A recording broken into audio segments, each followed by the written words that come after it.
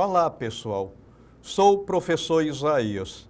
De novo aqui para mais um papo filosófico. Então, a filosofia de hoje, ela é de suma importância porque nós vamos tratar de um assunto não apenas filosófico, mas também altamente científico. E eu estou auxiliado hoje pela Monique. Então, vamos trabalhar empirismo, ciência e tecnologia. O papo é longo, porque para começar, nós temos aí o seguinte. O empirismo é uma filosofia que defende que o conhecimento é obtido através da experiência sensorial e da experimentação, o que acabou se tornando um pilar fundamental da ciência e da tecnologia. Então, nós temos aí uma imagem que já diz muita coisa. O conhecimento empírico ele é produzido pela visão, audição, tato, paladar e olfato. Agora, será que nós só temos mesmo esses 5 sentidos? Alguém certa vez me falou o seguinte: professor, você parece que tem um 6º sentido. E eu respondi: não, eu tenho 9 sentidos, mas você tem também. Então, nós temos esses 5 sentidos aí que estão relacionados ao conhecimento empírico. Então, visão, audição, tato, paladar e olfato, mas nós temos também os sentidos internos, que são instintos, sentido comum, memória e fantasia. Portanto, são 4. Instinto, comer quando está com fome, beber quando está com sede, não depende de nenhum desses 5 sentidos externos que nós estamos colocando aí. O sentido comum, aquela coisa que seja o homem, sejam alguns animais, querem viver em comunidade. Então, o sentido comum, ele figura aí como um 2º sentido interno.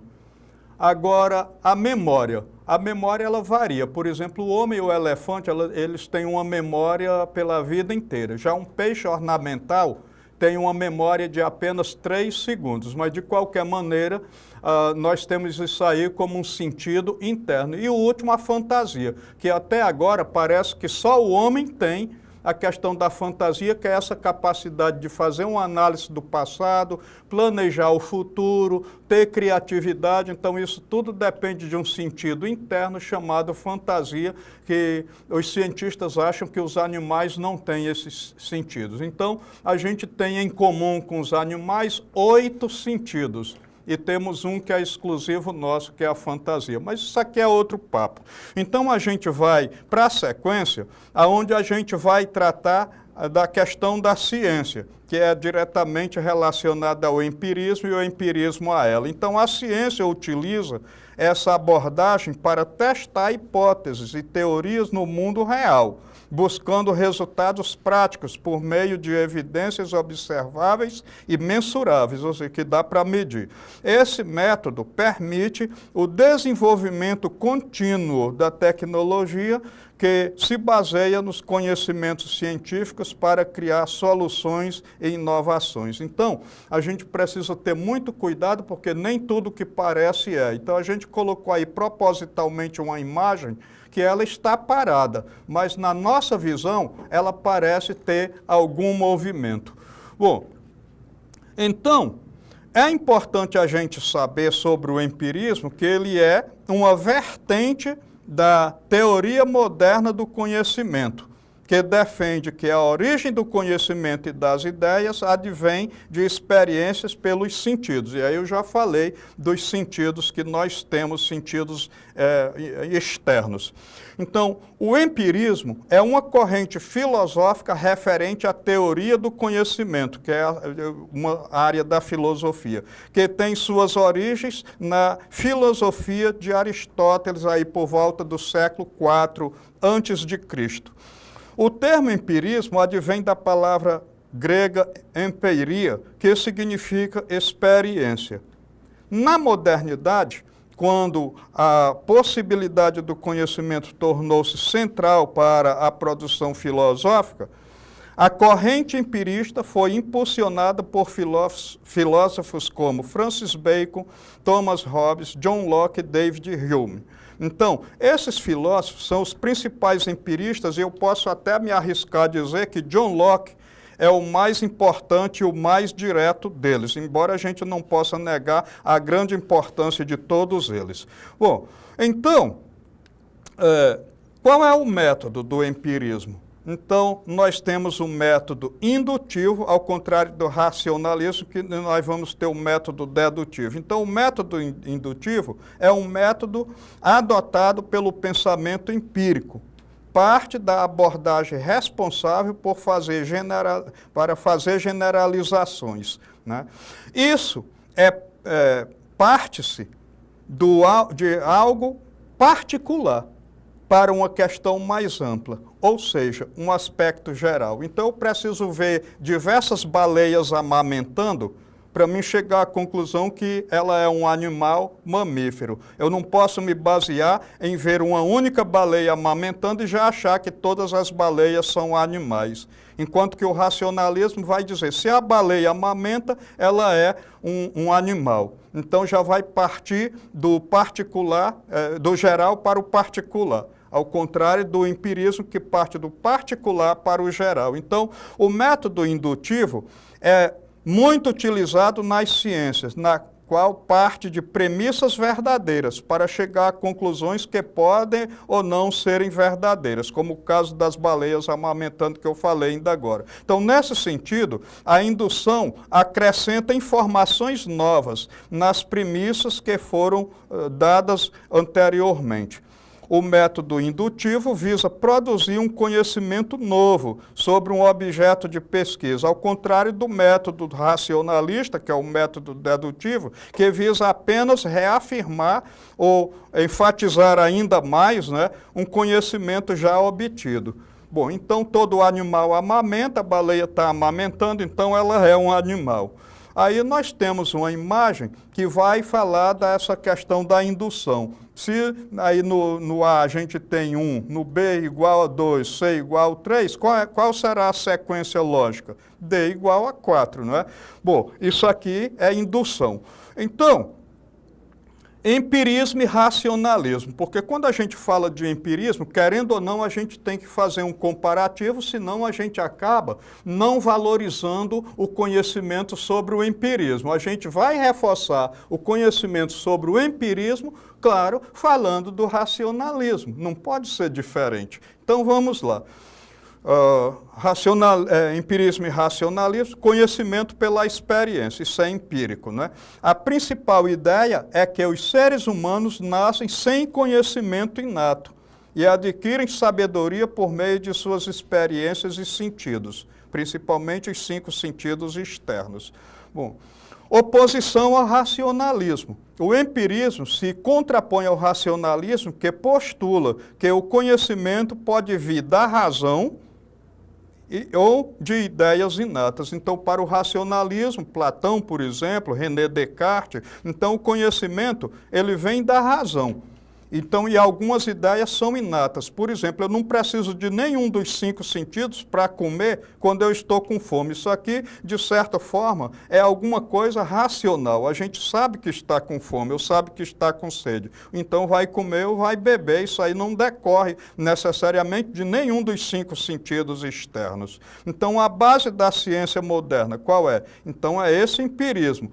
A valorização da experiência e da experimentação, ou seja, do teste, então foram e continua sendo crucial para o desenvolvimento da metodologia científica.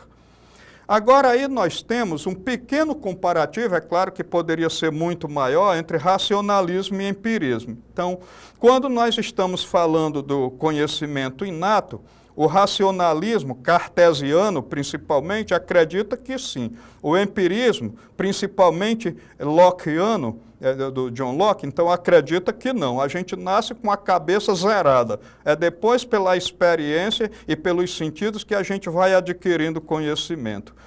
Qual é a origem do conhecimento para o racionalismo? A razão. Qual é a origem do conhecimento para o empirismo? A experiência por meio dos 5 sentidos. Qual é o método racionalista? A dedução. E o empirista? A indução. Então, aqui nós temos uma diferença fundamental para que a gente possa e saiba traçar outras diferenças entre o racionalismo e o empirismo. Então, na sequência, vamos falar da questão da ciência propriamente dita. Então, baseado em evidências, a ciência moderna, influenciada pelo empirismo, depende de provas e evidências obtidas por meio da experiência, de experimentos para validar ou rechaçar, tirar fora alguma hipótese, né? Método científico. Todas as hipóteses e teorias científicas precisam ser testadas. Então, é a questão da verificabilidade e confrontadas com a observação do mundo natural, descartando intuições ou revelações sem fundamento.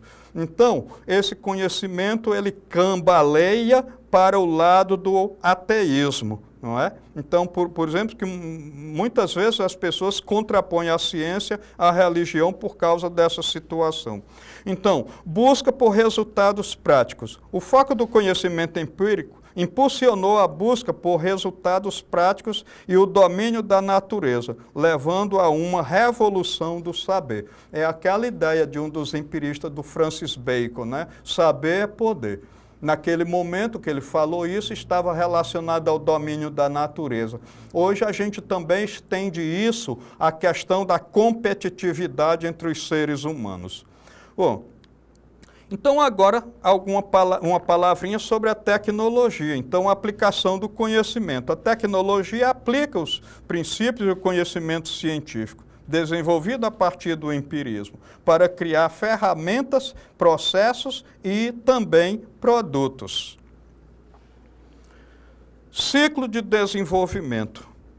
A tecnologia se beneficia do ciclo empírico de testar e medir resultados para gerar informações e também para implementar melhorias e ajustes a processos rapidamente. Então, a gente hoje quer resultados muito rapidamente. Então, o desenvolvimento tecnológico, ele tem ajudado muito para esta finalidade. Então, ferramenta de suporte. A tecnologia, incluindo a ciência e a inteligência artificial na contemporaneidade, serve como suporte cognitivo para aprimorar processos produtivos, projetos e campanhas, reforçando o ciclo de feedback empírico. Então, por exemplo, a gente produz uma vacina, como a gente produziu recentemente contra a Covid-19. Ela não tem 100% de eficácia. O que a pesquisa científica, utilizando a tecnologia, deve fazer? Procurar o aprimoramento dessa vacina para que ela tenha maior eficácia. Então, isso aqui é fundamental quando a gente trata de empirismo, ciência e tecnologia. Bom, então, na sequência, nós temos aí empirismo e ciência. Então, fundamento do conhecimento. O empirismo postula que a mente humana é uma tábula rasa, né? A expressão aí usada pelo Locke, ao nascer, sendo preenchida pelo conhecimento adquirido através dos 5 sentidos e da interpretação direta com a realidade e da interação direta com a realidade. A gente faz uma interação e com as ferramentas que tem, a gente faz também uma interpretação da realidade. Então, o empirismo, ele não descarta completamente a razão. Claro que não. Então, base para o método científico. A ciência moderna, que se consolidou a partir do século XVII, com pensadores como Francis Bacon, John Locke, David Hume e outros, incorporou o empirismo como um dos seus princípios basilares. Então, aí nós temos a figura daquele que eu acho que é o principal pensador empirista, que é o John Locke, que diz que quando a gente nasce não traz nenhum tipo de conhecimento. Bom, então, empirismo e ciência na continuação. O método científico depende crucialmente de investigação empírica, ou seja, da investigação empírica. Observação e experimentação, cientistas baseiam seus estudos e teorias em evidências observáveis e capazes de ser medidas, e não em ideias pré-concebidas ou intuição pura. Verificabilidade e objetividade. O conhecimento empírico na ciência busca objetividade e verificabilidade por meio de métodos rigorosos, o que permite a outros cientistas reproduzir experimentos e validar resultados, e até melhorar o conhecimento que já se tem de alguma coisa. Raciocínio indutivo. A coleta de dados empíricos leva ao raciocínio indutivo, inferir leis a partir de observações específicas. Aquilo que eu falei lá no início, várias baleias amamentando me faz chegar à conclusão de que a baleia é um animal e mamífero. Então, um método valorizado pelos empiristas, esse método é essencial na investigação científica. Então, não dá para a gente deixar de usar esse método, esse método indutivo, para produzir uma ciência cada vez mais aprimorada com o uso da tecnologia. Então, ciência e tecnologia, o que podemos falar sobre isso? Então, primeira coisa, interdependência. A compreensão científica dos fenômenos naturais deriva da observação e experimentação. E isso fornece os princípios subjacentes para a criação e aprimoramento de ferramentas e sistemas tecnológicos. Então, a tecnologia, ela precisa também ser aprimorada. Aplicação prática. A tecnologia é essencialmente a aplicação prática do conhecimento científico para resolver problemas e melhorar a vida humana. E aqui eu quero chamar a atenção para o seguinte: a principal razão do aprimoramento científico e tecnológico é a melhoria do ser humano. Mas para que essa melhoria aconteça, todo o contexto onde o ser humano vive ou sobrevive precisa também ser cuidado. Então, ciclo de feedback. A tecnologia, por sua vez, fornece novas ferramentas e métodos que permitem à ciência realizar observações e experimentos ainda mais precisos e complexos, como telescópios avançados ou máquinas de raio-x, perpetuando o ciclo de descoberta empírica e inovação. Bom, então agora, depois dessa reflexão feita até aqui, a gente vai para uma atividade. E aí nós temos o seguinte: a relação entre o conhecimento empírico, senso comum, experiência cotidiana, e o conhecimento científico é complexa. Embora o conhecimento científico utilize a base empírica, ele se diferencia por características específicas. Então, qual das seguintes opções destaca a principal diferença do conhecimento científico em relação ao conhecimento puramente empírico? Aí nós temos na letra A: o conhecimento científico é baseado em crenças e opiniões pessoais, assim como o conhecimento empírico, mas utiliza uma linguagem mais formal. Então, será que o conhecimento profundo se baseia em crença, em opiniões? Bom, letra B.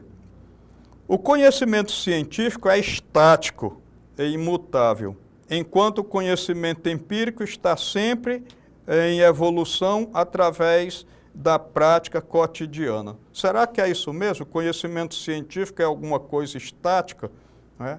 E que o empirismo é o desencadeamento de uma melhoria? Letra C. O conhecimento científico busca a objetividade e a verificabilidade por meio de métodos rigorosos, sistemáticos e controlados, diferentemente do conhecimento empírico, que pode ser subjetivo e assistemático. Letra D.